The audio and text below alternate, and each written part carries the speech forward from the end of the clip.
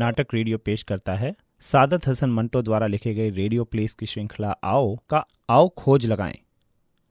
आओ खोज लगाएं में किशोर का पाठ अदा कर रहे हैं सनी मोजा, लाजवंती सोनिया सैनी, नारायण विकास धुरका और मुलाकाती मुस्तफ़ा खान। प्रस्तुतकर्ता नाटक आओ खोज लगाएं।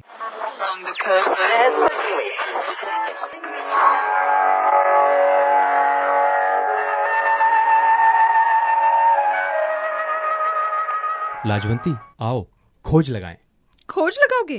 तुम खोज लगाओगे? तुम जैसे लाल भुजगड़ों की बाबत ही तो ये कहावत मशहूर है। कौन सी कहावत? वो जो हाथी के पांव का निशान देखकर एक लाल भुजक्कड़ ने कहा था, चक्की का पुड़ बांध कर कोई हिलना ना चाहोए। लाजवंती, तुम्हें शर्म नहीं आती मेरा मजाक उड़ाते, और वो भी ऐसे वक्त जबकि मेरा इतना नुकसान हो गया है। आपका नुकसान क्या हुआ है? वो तो मेरे ही घर में हुंजा फिरा है, मेरा ही सब कुछ गारात हुआ है। आपका क्या गया? एक फाउंटेन पेन और वो मुआ सिगरेट केस। लो भाई, ये तुमने नया शोशा छोड़ दिया। तुम्हारी नजर में तो मेरे सिगरेट केस और फाउंटेन पेन की कोई कीमत ही नहीं, गोया बख्शीश के थे क्या? मेरा सिगरेट केस असल चांदी का था। जंग से पहले उसकी कीमत 20 रुपए थी और आजकल तो कम से कम 30 रुपए होगी। और वो पेन कोई ऐसा वैसा थोड़ी था, 17.5 रुपए में खरीदा था। बस तुम्हें तो अपनी ही चीजों की फिक्र है, चाहे दूसरे का सारा घर बार लुट जाए। हैं? तुम्हारा घर बार मेरा घर बार नहीं? मुझे इस वक्त न सताओ मुन्ने के पिता, मुझे इस वक्त न सताओ। मैं इस वक्त भरी बैठी हूँ। परमात्मा करे न रहे इस दुनिया के तख्तों पर जिसने मुझ गरीब पर इतना जुल्म किया। कड़कती बिजली गिरे, परमात्मा करे किसी मोटर के नीचे आ जाए, कोड़ी होकर मरे। लो, तुमने तो रोना शुरू कर दिया। ना रो लाजवंती, ना रो। तुम रोती हो तो मेरा भी जी बैठने लगता है। लो बस अब चुप हो जाओ। ऐसे सदमे आदमी के लिए कोई नए नहीं है। सच पूछो तो हमें अब इसकी बाबत गौर नहीं करना चाहिए और सब्र शुक्र करके खामोश हो जाना चाहिए। खामोश हो जाना चाहिए? क्यों? कोई हम पर सितम ढाए और हम उफ भी न करें? दिन दहाड़े हमें लूट लिया जाए और हम शिकायत तक न करें? क्यों? तो फिर बताओ जी कैसे हल्का हो? जी यूं हल्का हो सकता है कि हम सब कुछ भूल जाने की कोशिश करें, हंसी मजाक में दुख को उड़ा दें। लाजवंती, तुम तो खुद समझदार हो। आखिर हम कब तक यूं आहें भरते रहेंगे? सब कुछ समझती हूँ, मगर क्या करूं? निगोड़े इस दिल के हाथों मजबूर हूँ।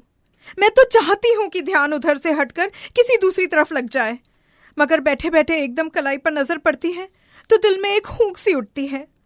मेरी घड़ी टूट जाती, उसका एक एक पुर्जा मेरी आंखों के सामने कोई अलहदा कर देता तो मुझे इतना अफसोस ना होता।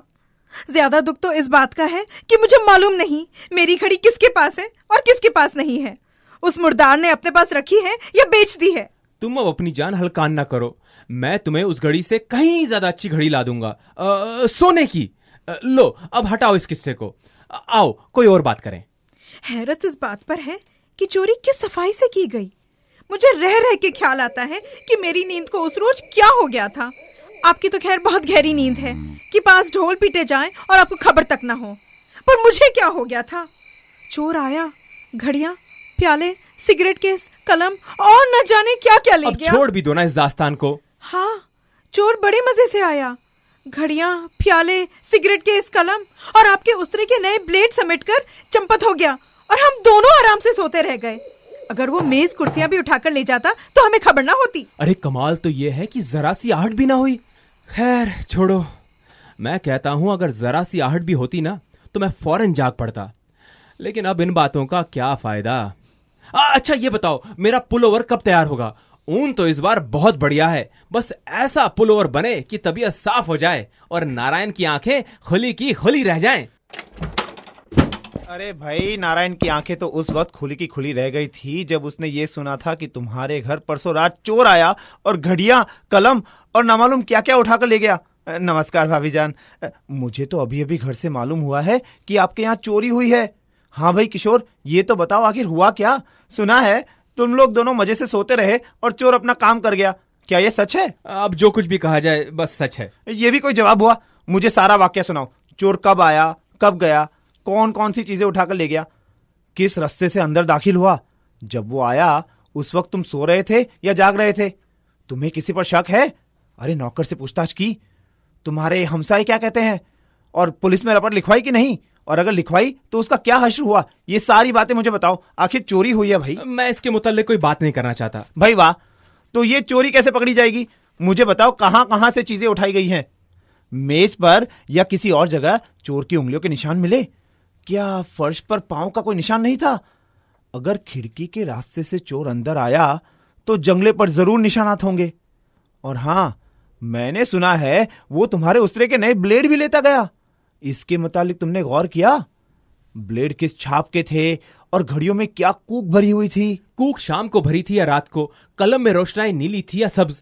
ब्लेडों पर जो कागज चढ़ा होता है किस रंग का था? अब जाने दो ना, शर्लक होम्स बनने की कोशिश ना करो। जैसे ब्लेडों का छाप मालूम करके तुम चोर की खोज लगा लोगे, और यूं हाथ पर हाथ धर के बैठने से तुम जरूर चोरी का पता लगा लोगे। ना बताओ मेरी बला से, आजकल में कोई और चोर आएगा और घर में झाड़ू फेर कर चला जाएगा, फिर भी कुछ ना करना। तुम्हें मेरी कसम है, खोज लगाने की जरा कोशिश ना करना। मुझसे भूल हुई जो मैंने हमदर्दी के तौर पर तुमसे ये बातें की। अब जो कुछ भी मैं तुमसे पूछूं तो जो चोर की सजा वो ही मेरी। तुम तो नाहक बिगड़ते हो। बात दरअसल ये है कि मैं इस चोरी के मुताल्लिक कोई बात नहीं करना चाहता। अब पछताए क्या हो तो जब चिड़िया चुग गई खेत। जनाब, आप जब इसी तरह घोड़े बेचकर सोया करेंगे तो एक रोज हमें भी कोई उठा के ले जाएगा। नारायण साहब, जरा इनकी नींद मुलायजा हो। चोर कमरे में दाखिल हुआ, उसने मेजों की सब दराजों की तलाशी ली, और तो और इस तिपाई पर से उसने घड़ी उठाई जो इनके सर के साथ जुड़ी रहती है, लेकिन इन्हें खबर तक ना हुई। भाई क्या नींद पाई है? मुझे कोसे चली जाती हो, तिपाई की तरफ तो तुम ही सोती हो। तुम्हें क्या सांप सूंघ गया था? क्या फिजूल बातें करते हो? मेरी चारपाई तो दूसरे कमरे में है। अरे हाँ, तुम्हारी चारपाई तो दूसरे कमरे में है। मैं ये कह रहा था कि तिपाई जो मेरे सर के साथ जुड़ी रहती है क्यों ना हिली? तुम्हारा क्या ख्याल है नारायण? मुझे तो ये चोर बड़ा होशियार मालूम होता है। तुम मियाँ बीवी से तो मामूली चोर भी होशियार होगा।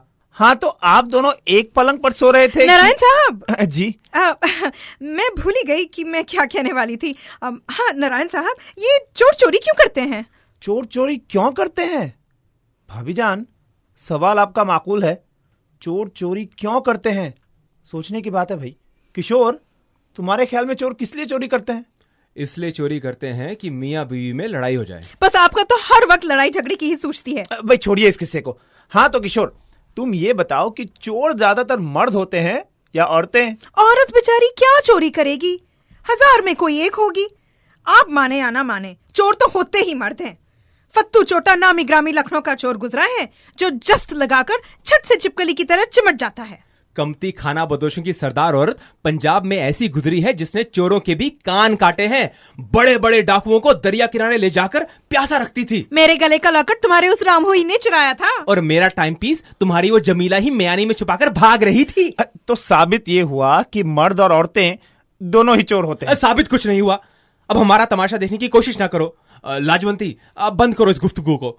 अच्छा बताओ, वक्त क्या हुआ है? मुझे बाहर जाना है। वक्त? अरे लेकिन घड़ी कहाँ है? परमात्मा करे वो कला ही टूट जाए जिस पर मेरी घड़ी बंदी हो। मुए ने बेच दी होगी औने पौने दामों में।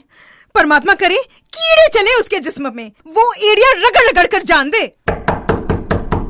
कौन है? अरे इस वक्त कौन आ गया? फरमाइए, आपको किससे मिलना है? आपसे। और आपका इसमें गिरामी? मैं अभी अर्ज करता हूं, जो गुफ्तगू अभी अभी आप लोगों के दरमियान हो रही थी उसके मुतालिक मुझे कुछ कहने की इजाजत दी जाए तो मैं आपका एहसानमंद होऊंगा। अंदर तशरीफ ले आइए, बैठिए। हाँ, ये है मेरी वाइफ लाजवंती और ये है मेरे दोस्त नारायण। नमस्कार। नमस्कार। मैं आप दोनों को जानता हूं। क्या कहा आपने? मुझे आप कैसे जानते हैं? मैं ज्यादा देर तक आप लोगों को अंधेरे में रखना नहीं चाहता। मैं आप सबका एहतराम करता हूं। नारायण साहब, आपके तो मैं कई अफसाने पढ़ चुका हूं और मैं समझता हूं कि मौजूदा दौर में सिर्फ आप ही हिंदुस्तान के बड़े अफसाना निगार हैं, क्योंकि आपके तयक्कुल में नुदरत है। आप तरक्की पसंद है। सच पूछिए तो हमारे अदब ने अभी तक अफसाना पैदा ही नहीं किया, मगर आपने। कदर अफजाई का शुक्रिया। आपने बिल्कुल सही फरमाया कि हिंदुस्तानी अदब में अफसाना नापेद है। जो लिखने वाले हैं, मगर अभी तक हम सब अंधेरे में हैं। माफ कीजिएगा, मैं और नारायण साहब अफसानों की रौ में बह गए। हाँ तो नारायण साहब, आपसे हिंदुस्तान के अफसानवी अदब पर फिर कभी बातें होंगी। मुझे पहले अपना तारुफ कराना चाहिए था। मैं वो चोर हूँ जिसने यहाँ की चीजें चुराई हैं। चोर? क्या कहा आपने? आप चोर हैं और मेरे अफसाने? मैं आपके अफसानों के मुतालिक फिर गुफ्तगू करूंगा। जी हाँ, मैं वही चोर हूँ जो परसों रात यहाँ हाजिर हुआ था। मेरी घड़ी? जी हाँ, ये आप ही की घड़ी है जो मैंने अपनी कलाई पर बांध रखी है। मेरा ख्याल है कि ये ठीक वक्त देगी, मगर अब मालूम हुआ है कि ये 15 मिनट तेज चलती है। मैं लेकिन इसका मतलब ये नहीं है कि मैं आपके इंतखाब को अच्छा नहीं समझता। आपका जौक यकीनन बहुत अच्छा है। आपके सिंगार की दूसरी चीजें इसकी गवाह है, मगर आपने मुझे गालियां देकर एहतराम के उस जज्बे को ज़ईफ कर दिया है जो कि मेरे दिल में आपके मुतालिक पैदा हो गया था। गहरी नींद सोने वाली खातूनों और आर्टिस्टिक इंतखाब करने वाली औरतों का रुतबा मेरी निगाह में हमेशा बुलंद रहा है, लेकिन आज मैंने जब आपकी जबान से अपने मुतालिक गैर मुनासिब अल्फाज सुने तो यकीन मानिए मुझे बहुत सदमा हुआ। हैरत हुई, आप जैसी बुलंद सीरत खातून ने मेरी तजलील की। तजलील? चोर की तजलील? आप कहना क्या चाहते हैं? यही कि मेरी बेहद तजलील हुई है इस घर में, जिसकी हर एक शय मैं बड़ी आसानी से उठाकर ले जा सकता था। आप सबने मिलकर मेरे वकार पर हमला किया है, मेरे ताज्जुज की मिट्टी पलीत की है। मेरी गैर मौजूदगी में आपने मेरे पेशे को बुरा भला कहा है। एक शरीफ आदमी की इससे बढ़कर और क्या हद तक हो सकती है? वकार? ताज्जुज? शरीफ आदमी? सिगरेट शौक फरमाइए। शुक्रिया। मैं यहां सिर्फ अपनी पोजीशन साफ करने आया हूं। मैं जानता हूं कि कानून की नजर में हम लोग सोसाइटी के दुश्मन हैं, लेकिन अगर दुश्मन पर तोहमतों के अंबार लगा दिए जाएं और उसे जलीलो रुस्वा किया जाए तो बताइए उसके जज्बात को किस कदर ठेस पहुंचेगी। हमें एक आम पेशावर की हैसियत से क्यों नहीं देखा जाता? मैं इस सवाल के मंतकी और सामाजिक पहलुओं को नजरअंदाज करते हुए आपको सिर्फ ये बताना चाहता हूं कि हमारा पेशा उस नाजुक शे के बिल्कुल करीब है जिसे हम आर्ट कहते हैं। हमारे पेशे में वो तमाम अंसर मौजूद हैं जो आर्ट की तकमील के लिए जरूरी हैं। मसलन दीदा दिलेरी, उमंग, ख्याल आराई यानी विचार शक्ति, तख्लीकी तहरीक यानी सृजन शक्ति, रूहानी फैजान और ईजाद की बात। अगर मैं आपसे कहूं कि चोर बनने के लिए पैदाइशी हुनर का होना बेहद जरूरी है तो शायद आप मेरा मजाक उड़ाना शुरू कर दें, मगर यह हकीकत है। कुछ लोग कुदरती तौर पर गैर मामूली याददाश्त के मालिक, हाजिर दिमाग और तेज निगाह होते हैं। उनकी हाथों में बला की फुर्ती होती है, उनकी कुव्वते लामा यानी स्पर्श शक्ति बहुत तेज होती है। ये लोग, अगर आप यकीन करें, सिर्फ इसलिए पैदा होते हैं कि शानदार पत्तेबाज बने और जनाब जेब कतरों का पेशा इख्तियार करने के लिए बड़ी चाबुक दस्ती, हरकत के जबरदस्त तयकुन, मुशाहिदे और तवज्जो की इंतहाई शिद्दत और हाजिर दिमागी की जरूरत होती है। जिस तरह शायर पैदा होता है उसी तरह चोर पैदा होता है, और असली चोर को आप किसी हीले से भी लालच देकर उसके रास्ते से नहीं हटा सकते।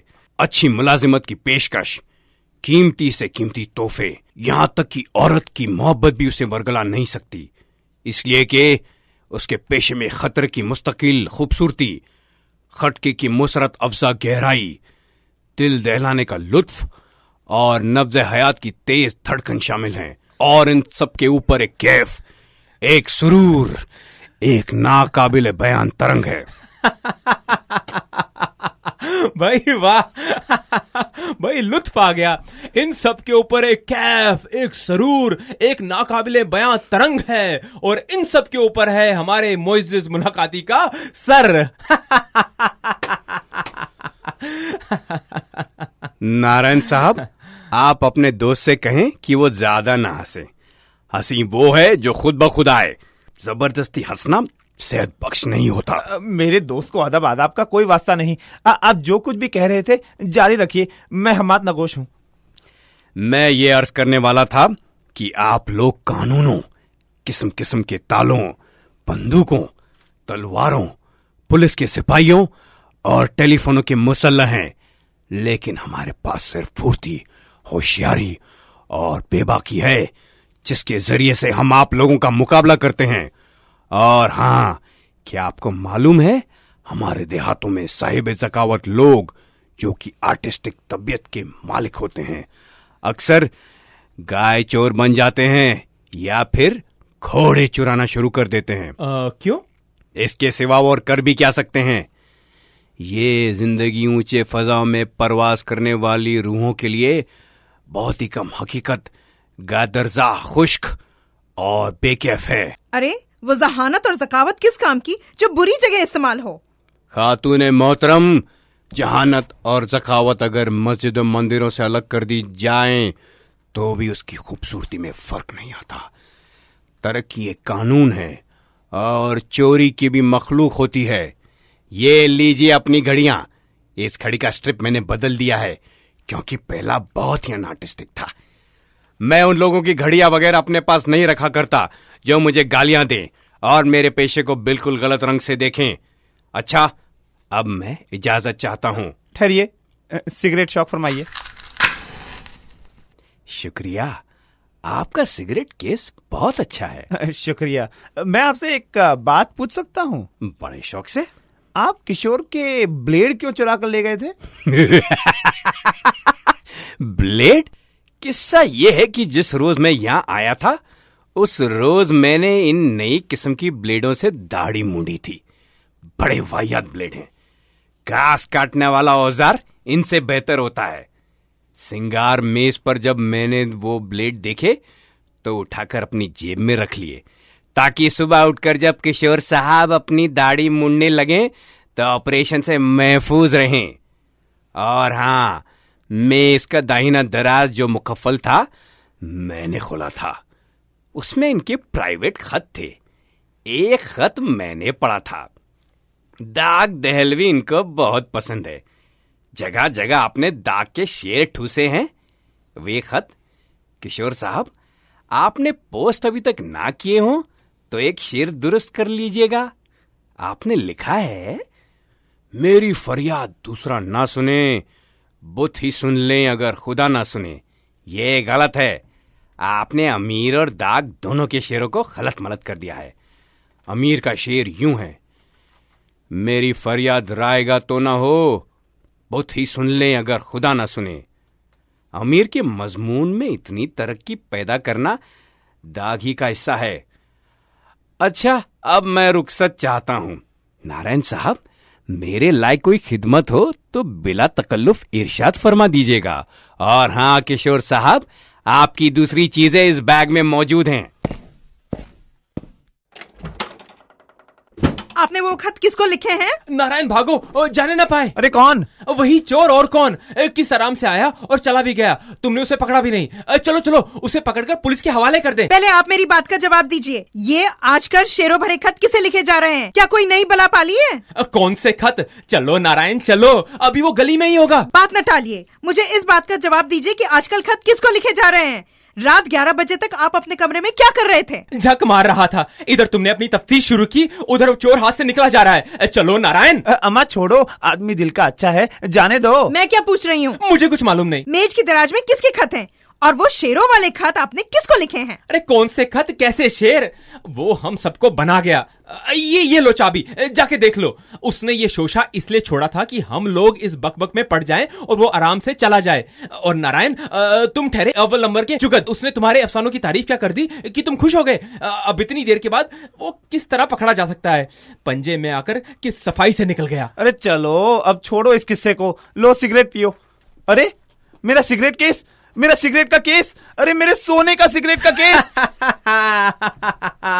उसने तुम्हारी तारीफ जो की थी। अब परेशान क्यों होते हो? वो तो तुम्हारे अफसानों का दीवाना है, दीवाना।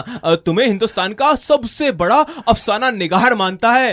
अरे अरे अरे, किधर चले? मजाक ना करो किशोर, मेरा सिगरेट का केस बहुत कीमती है। देखता हूँ शायद बाजार में मिल जाए।